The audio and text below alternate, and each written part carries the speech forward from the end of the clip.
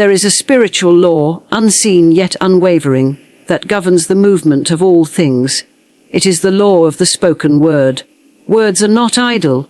They are not mere sound. They are vibrations alive with power, charged with divine intelligence.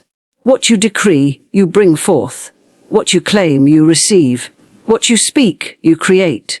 Many stumble through life, burdened by lack and limitation, not knowing they themselves are fastening the chains with every word they utter. They say, "I can't afford this." And so it is. They murmur, "Money never stays with me," and the money, like an obedient servant, flees. But the soul awakened to truth learns that the mouth holds the keys to fortune. I spoke it. Then wealth came. In the realm of spirit, the spoken word is not a mere arrangement of sound. It is law in motion. Every word uttered carries the vibrational imprint of the thought and belief behind it. When one speaks, they are not simply expressing opinion or observation.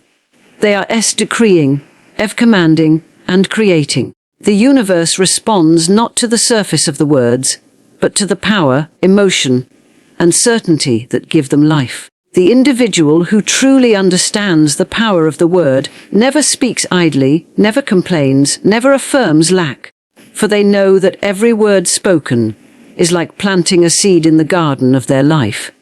The law of the spoken word is absolute. It does not consider your mood, your intention, or your apologies after the fact. It only acts. It operates like the law of electricity. Electricity does not concern itself with whether you touch it in wisdom or ignorance. It simply fulfills its purpose. So too does the spoken word. When you speak words of lack, fear, doubt, or limitation, you invite those energies to take root in your world. When you speak words of power, wealth, success, and divine guidance, you open the door for all those forces to flow freely into your experience. The world around you is but the out-picturing of your inner world, and the gateway between the inner and outer is your word. Many are imprisoned by their own declarations. Nothing ever works out for me. Money is always a struggle. I can't afford it.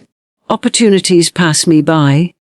These statements, though often said without much thought, become decrees etched into the ethers. The law hears and obeys.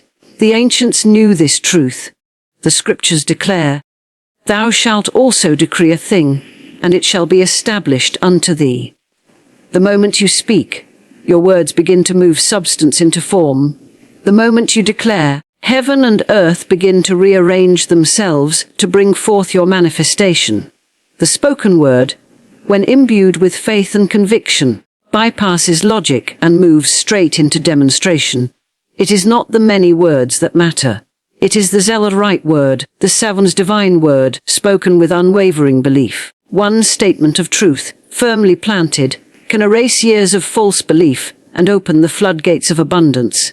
When you say, "I am now aligned with the infinite supply," and you believe it, feel it, and refuse to contradict it with any words of doubt, then the supply begins to make itself known. Those who watch their words carefully begin to see the miraculous take shape. They replace old patterns of speech with divine affirmations. They no longer say, "I'm always behind," but "Divine order now governs my life." They do not say, "Money is tight," but "All that is mine by divine right now flows to me effortlessly and abundantly." The spoken word must be in harmony with the vision held in the heart. You cannot speak wealth and believe in lack. You cannot declare health and feed the body with words of fear. Faith gives the word its fuel, feeling gives it wings, conviction drives it home, and repetition anchors it in the subconscious mind, where it begins its silent work. You may not see results instantly, but the word never fails. It begins to mold, shape, push, and pull the unseen forces of the universe into divine arrangement. When one finally awakens to the power of their word, they become the master of their fate. No longer do they drift with the tide of external conditions. They become the sailor, steering their ship with the rudder of their voice. Their word is their wand, and with it, They cast only those spells which align with their highest good. What you declare, you manifest. This is not a poetic suggestion or an abstract idea. It is a law as certain and unbending as gravity. The word you speak is the beginning of all manifestation. Before anything comes into form, it is first declared, spoken, or affirmed in consciousness. The declaration is the Zev seed, and manifestation is the air harvest. When you speak with intention, you send forth an energetic blueprint. The universe then rushes to match that blueprint with physical form. The reason many people do not experience their desires is not because the universe has denied them, but because they have spoken against themselves. One moment they say, I am rich in all ways, and the next, I don't know how I'll pay the bills. These conflicting declarations cancel each other out, and so nothing moves. The law is exact. It brings into reality not what you wish, but what you declare. Wishes are often soft, filled with doubt. Declarations, when made with spiritual authority, carry the tone of certainty. And certainty is creative. To declare is to claim with confidence what already exists in the invisible realm. All things are already finished in divine mind. There is no limitation in spirit, only in man's belief. So when you declare, you are not asking for something to be created, you are calling it forth. You are saying, I recognize this good as mine now. You are giving the invisible permission to take shape in your visible world. Some may ask, how can I declare what I don't yet see? But that is the very essence of faith. Faith speaks what the senses do not confirm. Faith declares healing while the body is still in pain. Faith declares abundance while the purse is still light. Faith sees beyond appearances and speaks from the higher truth. The moment you declare with conviction, you shift your vibration, and that shift in vibration is what attracts the conditions, people, and opportunities that match your word. Every powerful figure in spiritual history knew the secret of declaration. When they desired change, they didn't describe the problem. They declared the solution. They said, let there be light. Not, how dark it is. They said, I am, not, I hope to be. Your declarations must be bold, clear, and aligned with divine truth. No begging, no pleading, just knowing. For the one who ever knows, declares, the universe hears your declarations not just through your words, but through the tone, emotion, and consistency behind them. A feeble statement does little, but a statement repeated daily, charged with belief and aligned with spiritual law, becomes a magnet for manifestation. You do not need to declare 1,000 things. One clear, spiritually charged declaration spoken with faith can reshape your entire life. It is not enough to affirm once and then return to worry. The declaration must be sustained, guarded, and never spoken against. If you declare, I am now a magnet for divine wealth, and then spend the day talking about financial problems, you have sown and uprooted your seed all at once. The soil cannot work on what is not planted with care. Therefore, your declarations must become your way of life. They must become the rhythm of your speech, the song of your soul, the truth you walk in, before it arrives in form. Choose your words as you would choose the foundation of your home. Speak what you are ready to receive. Declare not what the world shows you, but what Spirit has promised you. Let your word go before you and prepare the way. Speak from the mountaintop, not the valley. Speak from vision, not from fear. Declare it, hold to it, embody it, and allow the law to fulfill it without strain. Lack is never a condition of the outer world, but a reflection of the inner speech man utters daily, often without awareness. Words of limitation, of fear, of insufficiency, spoken carelessly, thoughtlessly, habitually, form the mold through which life is poured. The person who constantly says, I can't afford it, or money doesn't come easily to me, is not merely sharing a fact. They are pronouncing a law over their life. They are affirming lack, and according to spiritual law, what one affirms with belief becomes their experience. The subconscious mind, does not discriminate between truth or falsehood. It only receives what is impressed upon it through repetition and emotion. Each time a person speaks of struggle, each time they affirm shortage or declare hardship, they are pressing those words into the fertile soil of the subconscious. That soil will yield according to the seed. One cannot expect a harvest of abundance while planting words of scarcity. The outer world reflects back what the inner world speaks, like a faithful servant carrying out instructions. So many unknowingly bind themselves by their words. They believe they are simply expressing frustration or sharing a temporary situation, not realizing that the tongue is shaping tomorrow. They may say, "Nothing ever works out for me," or "There's never enough money at the end of the month," and then wonder why their experience continues to mirror those very conditions. But the law does not mock. It fulfills. To speak of lack is to align with the consciousness of limitation. It is to turn away from the infinite supply of the spirit and focus instead on appearances. And what man focuses on, he multiplies. Spirit never withholds, but man withholds from himself by speaking against his own good. He may pray for prosperity, but if he then speaks of economic fear, of bills he cannot pay, of doors that never open, he is cancelling his prayer with his own tongue. The truly awakened soul watches their words with reverence, knowing that every phrase is either building or breaking down their future. They no longer engage in careless conversations about how hard life is or how scarce opportunities are. Instead, they speak words that align with truth, even if the outer circumstances do not yet reflect it. They may declare, "I walk in abundance," while their bank account is empty, for they understand that the declaration is the first step, not the last. There is great power in holding the tongue when tempted to speak lack. Silence is far better than affirming limitation, but greater still is the decision to replace those old patterns with new affirmations of truth. When the world says, "Resources are limited," the spiritual individual says, "God is my infinite supply." When the mind says, "You'll never have enough," the soul answers, "All that is mine by divine right now comes to me." It is not about denying reality, but about declaring a higher one. The spiritual law does not require one to pretend, but to choose what truth they align with. Will they speak from fear or from faith? From limitation or from liberty? Every moment offers the choice, and every choice, once spoken, becomes the foundation for tomorrow.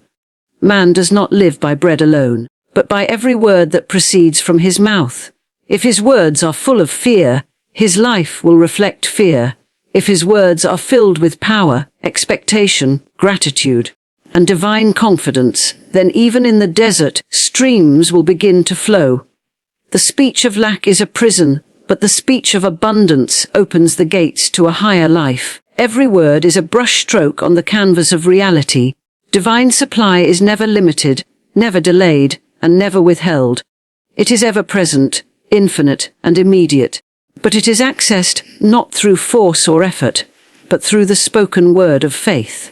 When man aligns his speech with truth, when he speaks as one who knows that his source is spiritual and inexhaustible, he activates the law that governs manifestation. The supply already exists, but it is the word spoken in unwavering faith that draws it from the invisible into the visible.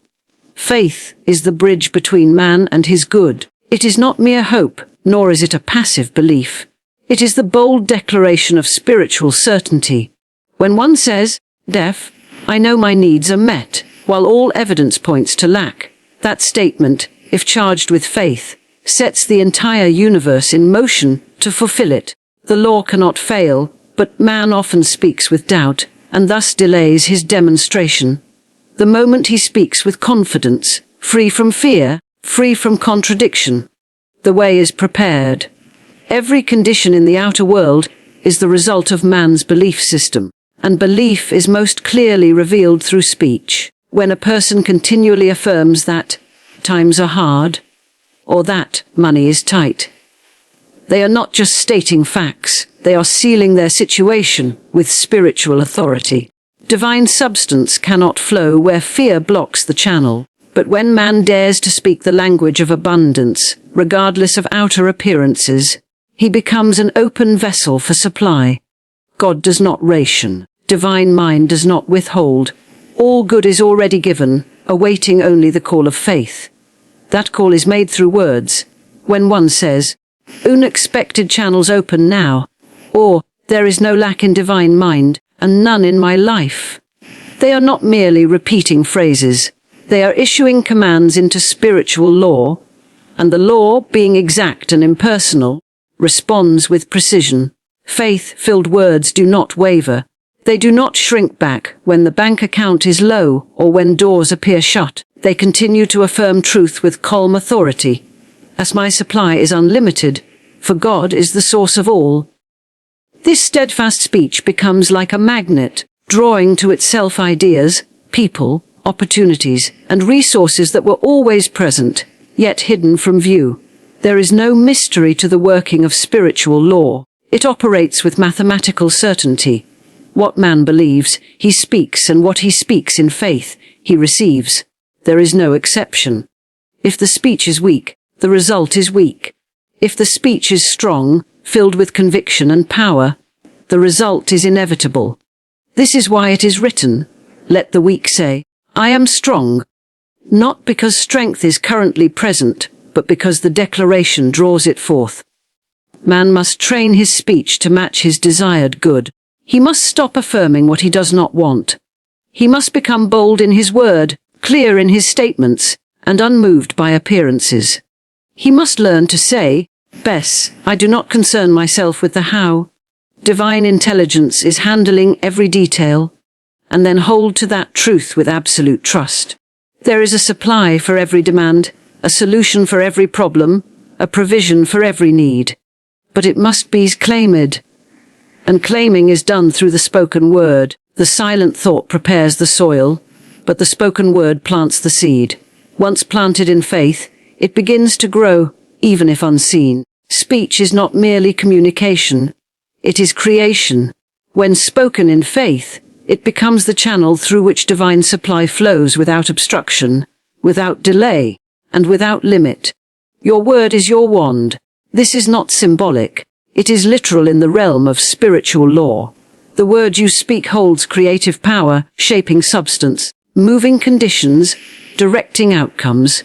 Every time you speak, you are casting a spell, setting in motion forces that build the structure of your life. You are either constructing or destructing with your words, weaving either chains or wings. The word is not just sound. It is energy, intention, and belief made visible through vibration. When you understand this, you no longer speak carelessly. You no longer indulge in idle chatter about limitations or problems. You recognize that the word, once released, begins to do its work. It goes forth like a servant, returning with results that match its tone and intention. The spiritually aware individual uses their word like a master artisan uses a brush, deliberately, skillfully, reverently. They do not paint chaos on the canvas of life with wild declarations of fear and failure. They speak from the authority of truth, knowing the word spoken with faith is law. In the old teachings, the wand was seen as a symbol of power, a tool used to command unseen forces. But in truth, your voice is that wand. The statement, the affirmation, the decree, all are instruments of creation. When you say, "I am divinely guided," you are not making a wish. You are activating the path of guidance. When you say, "Everything I need is already prepared," you are aligning yourself with the provision already held in divine mind. The challenge is that most people use their wand against themselves. They speak words of doubt, poverty, illness, and confusion, not realizing that these words are spells, casting shadows over their affairs. They affirm limitation out of habit and wonder why progress evades them. The law of the word does not stop operating simply because one is unaware of it. It continues faithfully, reflecting back whatever has been declared, without judgment, without exception. To speak rightly is to claim dominion. It is to rise above circumstance and speak as one who knows that the word is backed by the infinite intelligence of spirit. There is no begging, no hoping, no pleading. The one who wields the wand does not ask the energy to move. They've command it. Not in arrogance, but in alignment. The authority of the spoken word does not come from the ego, but from spiritual alignment with divine principle. When you speak, speak with full consciousness. Let every word be chosen as if it were going to shape your future, because it will. Speak as though the law is listening, because it is. Declare your good with clarity. I am now surrounded by right opportunities. Abundance is flowing to me in expected and unexpected ways. Everything I touch prospers. Divine right action governs my every step. These are not just beautiful affirmations, they are spiritual instructions, shaping the invisible currents that arrange your experience. The spoken word becomes the mold, and what is cast into that mold is determined by the speaker's belief. If the word is full of fear, it produces chaos. If the word is charged with faith, it produces harmony. Your results always match the feeling, tone of your declarations. Therefore, it is not just the phrase that matters, but the power with which it is spoken. Empty repetition produces mittel. But a single statement filled with belief and spoken as law begins to rearrange your world. To hold your word as sacred is to hold your life as sacred. To realize that nothing is more powerful than a word spoken in spiritual authority is to awaken to the creative power within. There is no outer wand to wave. There is only the word, and it is enough. When you understand its nature, when you use it with precision and faith, you discover that your word is indeed your wand, and with it, you shape the invisible into form.